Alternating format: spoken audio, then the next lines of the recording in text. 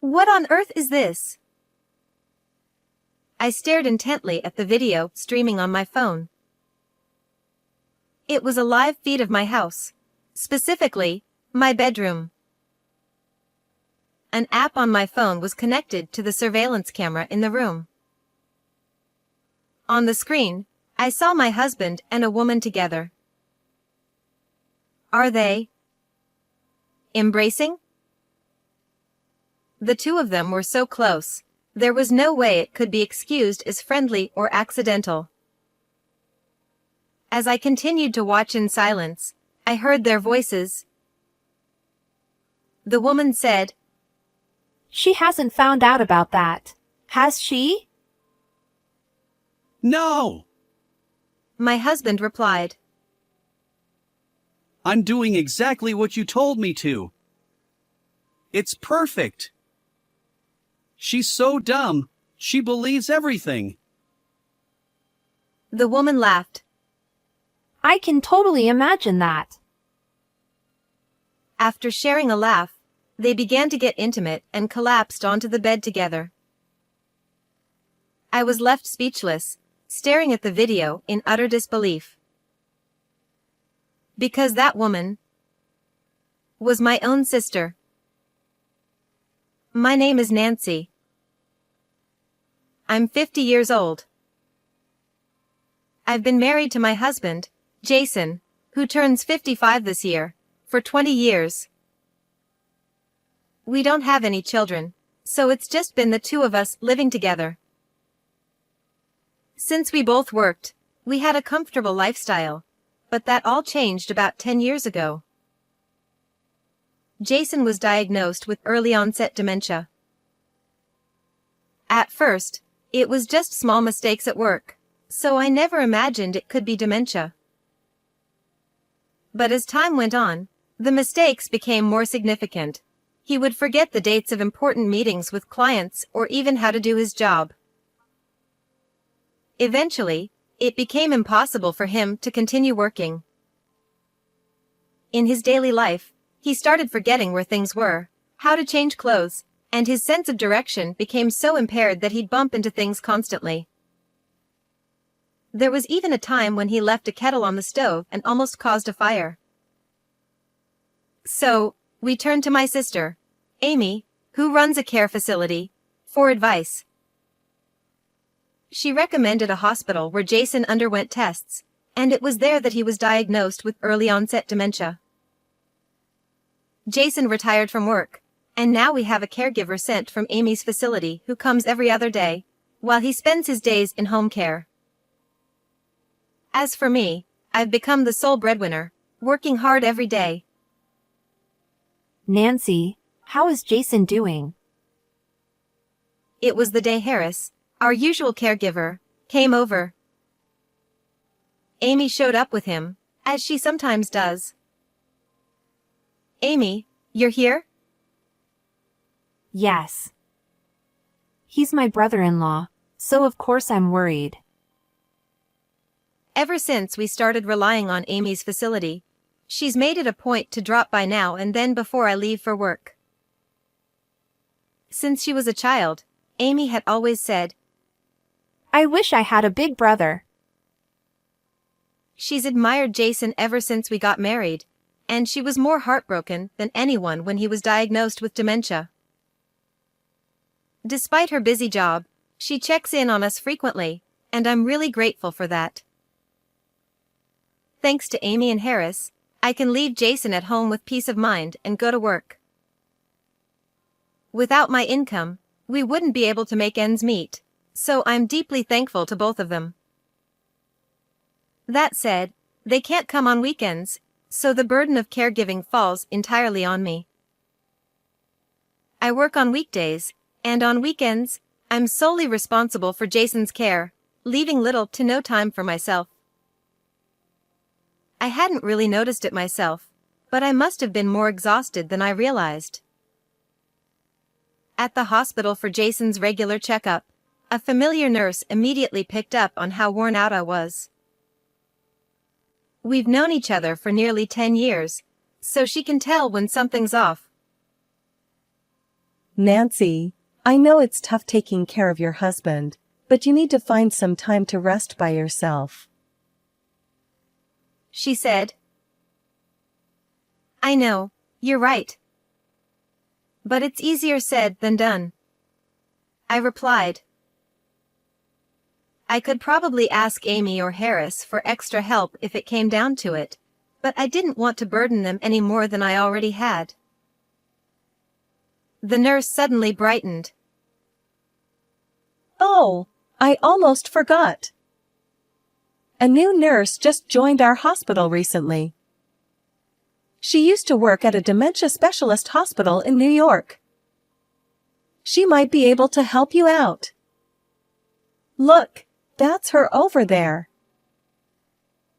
I looked in the direction she pointed, and to my surprise, standing there was Lauren, my best friend from our school days. Lauren noticed me too, and we both gasped in surprise before embracing each other, overjoyed at our reunion. Lauren, who had been a star on our school softball team, still had that same short, sleek hairstyle that suited her so well. She was as sharp and composed as ever. Nancy, you haven't changed a bit, she said with a smile. Neither have you, Lauren. It's so great to see you. Lauren told me that after her kids became adults, she divorced her husband and moved back to our hometown. We were excitedly making plans to catch up over tea when Jason, who had just finished his examination, was wheeled out of the consultation room. Oh, this is my husband, Jason. I guess the last time you saw him was at our wedding? Yes, it's been a long time, Lauren said, addressing Jason. I've been friends with Nancy since middle school. She knelt down to meet Jason's eye level in the wheelchair, but suddenly paused mid-sentence. Lauren?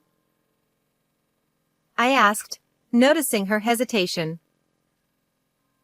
Oh, sorry, Lauren replied, snapping out of it.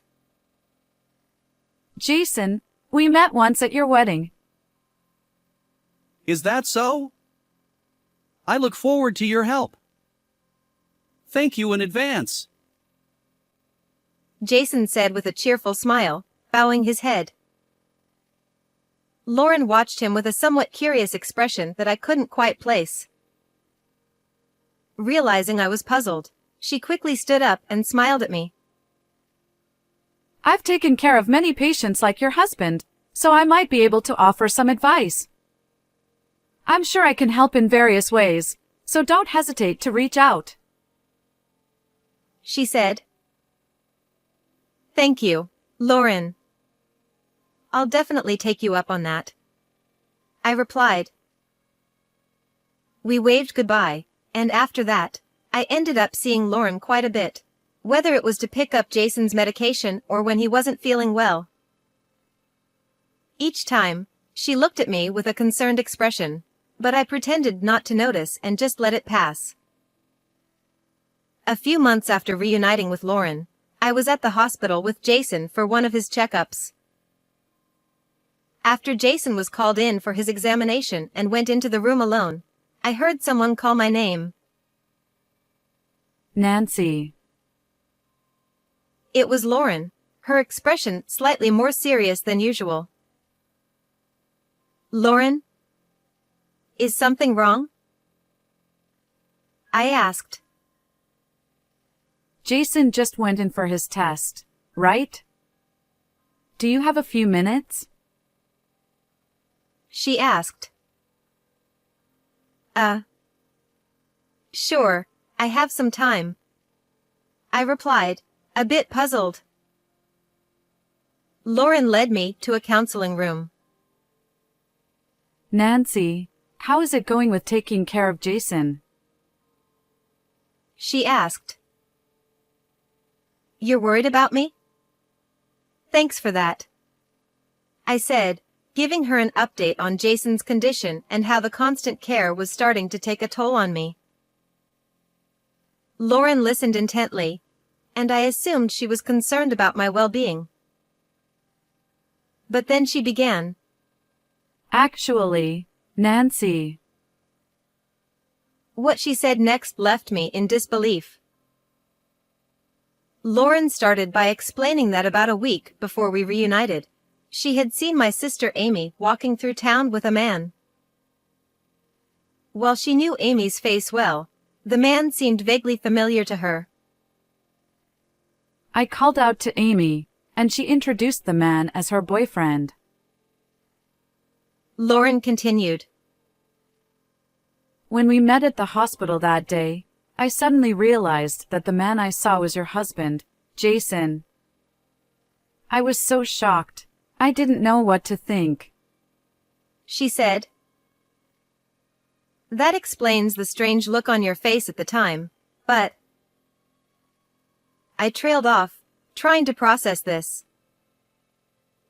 Lauren had seen Amy and Jason together a week before our reunion, yet Jason hadn't seemed to recognize her at all during our meeting. Lauren explained. Back then, I still had longer hair, down to my shoulders, and I was wearing glasses. I looked quite different from how I do now.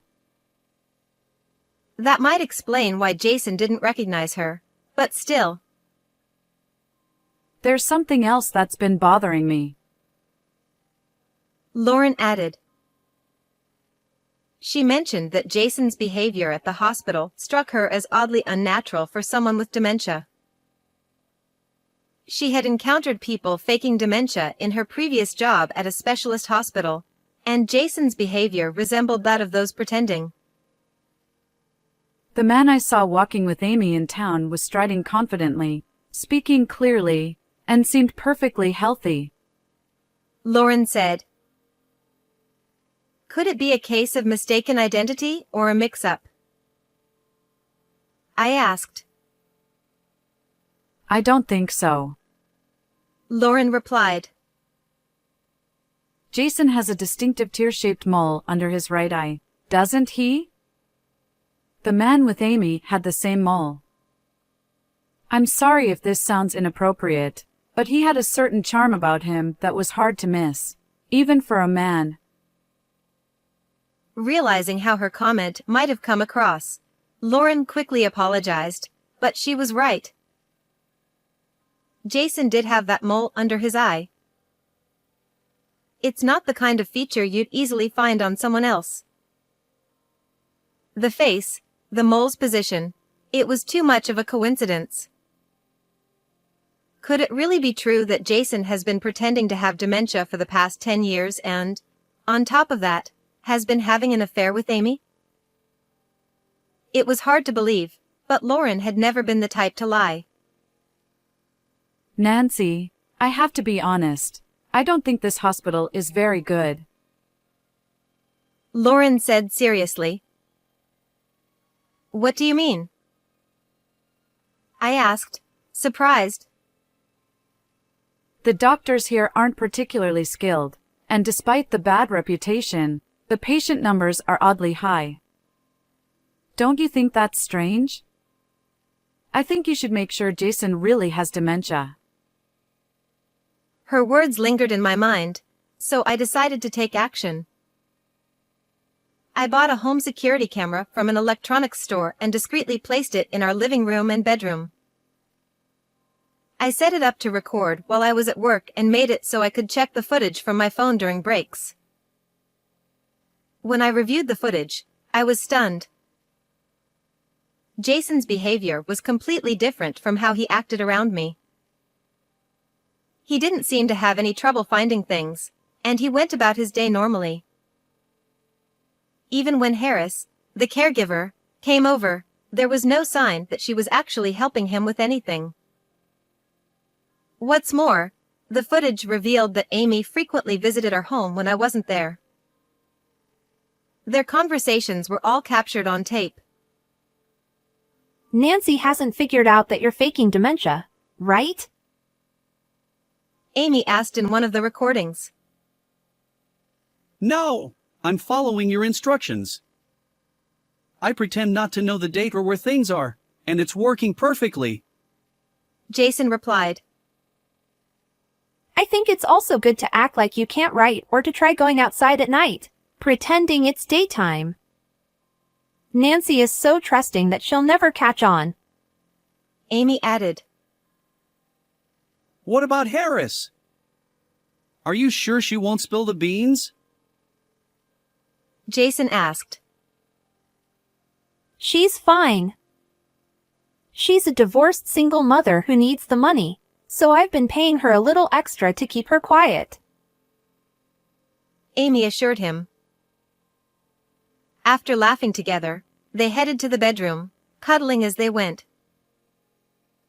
I was left speechless after watching the footage. The sister and husband I trusted had been conspiring behind my back all this time. I didn't want to believe it, but the evidence was right there. Feeling lost, I didn't know what to do with this devastating revelation. A few days later, I decided to confront Harris, the caregiver. I reached out to her, and she agreed to meet with me on Saturday. When I visited her apartment, I showed her the footage. Seeing the video, she looked defeated and began to cry, apologizing profusely. What's on this video? It's all true. I'm so sorry for deceiving you all this time. Harris confessed through her tears. She explained that she didn't have the qualifications for her job and had been struggling to find work. Amy offered her a job with exceptionally good pay, and Harris felt she had no choice but to go along with Amy's plan. Just as Amy mentioned in the video, Harris was a single mother in need of money. However, the guilt of being complicit in deceiving someone weighed heavily on her conscience. It was this guilt that ultimately led her to provide her testimony. She also gave me receipts, copies of her work logs, and her diary entries from that time. I needed the money, but that doesn't excuse what I did. I betrayed you as a person, and I'm truly, deeply sorry. Harris said, bowing her head repeatedly in apology. With the evidence and testimony Harris provided, I decided to gather more proof on my own. After speaking with a few relevant people, I consulted with a lawyer and planned to confront Jason and Amy in the act. On a typical weekday, I pretended to leave for work as usual, but instead, I waited near our home. Once Amy arrived and I was certain they were in the middle of their rendezvous, I barged into the house. They were caught red-handed, with no chance to escape. As they scrambled to cover themselves, I coldly stated, "I know everything. Jason, I heard you messed up at work and got sidelined to a dead-end position. You were so fed up with the job that you didn't want to bother anymore, didn't you?" I said, repeating what one of his colleagues had told me. Jason, looking panicked, began to confess. It wasn't my idea. Amy came up with the plan. She said I should pretend to have dementia so Nancy would take care of me. We could meet whenever she was at work. It was all Amy's idea. Harris was just there to create an alibi. Amy hired her. Jason's tone, as if he was trying to pin all the blame on Amy, made her snap. She started shouting hysterically. You've got some nerve. You were totally on board with the plan. Now you're trying to wriggle out of it by putting all the blame on me? You're a coward! Amy screamed. Shut up! You were the one who wouldn't leave me alone. I just did what you said. Jason shot back.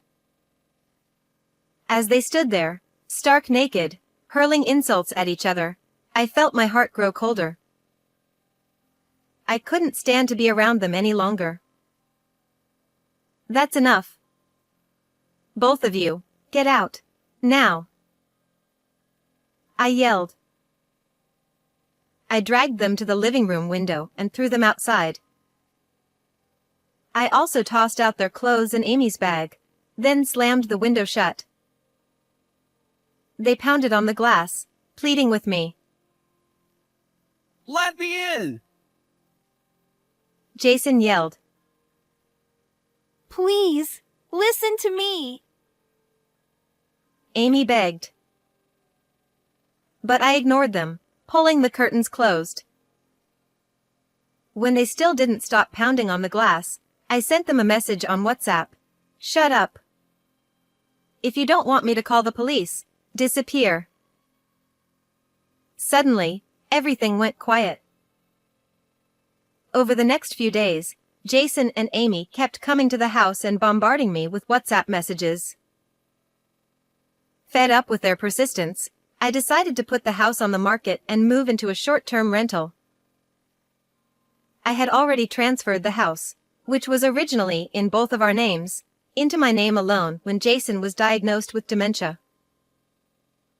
Since Jason had retired, he no longer had the means to pay the mortgage, and I figured it would be a hassle if a dementia patient had any decision-making power in the event of a crisis. So I made the change preemptively. The house sold for more than I had expected, and combined with the savings I had secretly accumulated, I was able to purchase a condo. I didn't foresee this kind of situation when I made those decisions, but looking back, I have to say, good job, me. I divorced Jason and, while I was at it, demanded a hefty amount of alimony from both him and Amy. Whether or not Jason had the ability to pay was irrelevant. It was my way of saying, this is what you both did to me. I will never forgive or forget. Now, let me share some updates I heard through the grapevine. After our divorce, Jason remarried Amy, and they now live in her house. But apparently, things aren't going well between them. I imagine they were only driven by the thrill of their illicit affair. Marriage is different. It's not just about being lovers. When you live together, the good and the bad start to surface. You have to accept, acknowledge, and sometimes turn a blind eye to those things. But for those two, who got caught up in the excitement of their affair and then hastily remarried, that's probably too much to handle. Even if they wanted to separate, they have nowhere to go. Both of their parents have passed away, and the house Jason and I lived in is long sold. Jason has no place to return to now. With no other family to rely on and no escape, they're stuck with each other. Honestly, I couldn't care less, but if I had to say it, serves them right. As for Harris, her testimony led to Amy's facility losing its certification and eventually being shut down. It seems the business hadn't been profitable enough to repay the bank loan she took out to start it. So, in addition to the alimony she owes me, Amy is now deep in debt. That's a fitting price to pay for stealing her sister's husband. The quack doctor who gave Jason the fake diagnosis also faced consequences. After the scandal broke, most of the staff, except for Lauren, quit, and the hospital eventually went out of business. It turns out that the doctor had been taking on requests from some shady sources, issuing fake diagnoses like the one Jason received, in exchange for patient referrals. That's how this doctor, despite lacking any real skill and having a terrible reputation, managed to attract so many patients. After uncovering the truth, I realized how ridiculous the whole situation was. But I also had to acknowledge my own fault for blindly trusting what my sister and that quack doctor had told me. According to Lauren, I'm too trusting and tend to believe whatever people say. I don't like being suspicious of others, but I've learned that I need to be more discerning and think things through more carefully from now on. That's been my ongoing reflection lately. Speaking of Lauren, she recently landed a new job at a large general hospital in the neighboring town. They recognized her experience working in a New York hospital, and she's already earned the trust of her colleagues, allowing her to work freely and comfortably. Through Lauren's recommendation, Harris also started working in the hospital's cafeteria. Wow, how cute! Lauren exclaimed, her eyes lighting up at the sight of the puppy playing with a ball in front of her. This little guy is a male miniature dachshund I welcomed into my home about a month ago. He's become my precious partner, bringing me comfort and easing the fatigue after long days at work. Ever since he arrived, Lauren has been visiting my condo more often.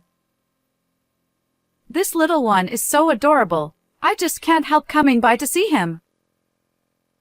She says, but I know she's really coming to check on me. She'd never admit it, though. I may have lost my husband, but now I'm spending enjoyable moments with my best friend. And you know what? I think I could get used to this life, enjoying my singlehood with my close girlfriend by my side. So, how did you like this story? Don't forget to subscribe to the channel.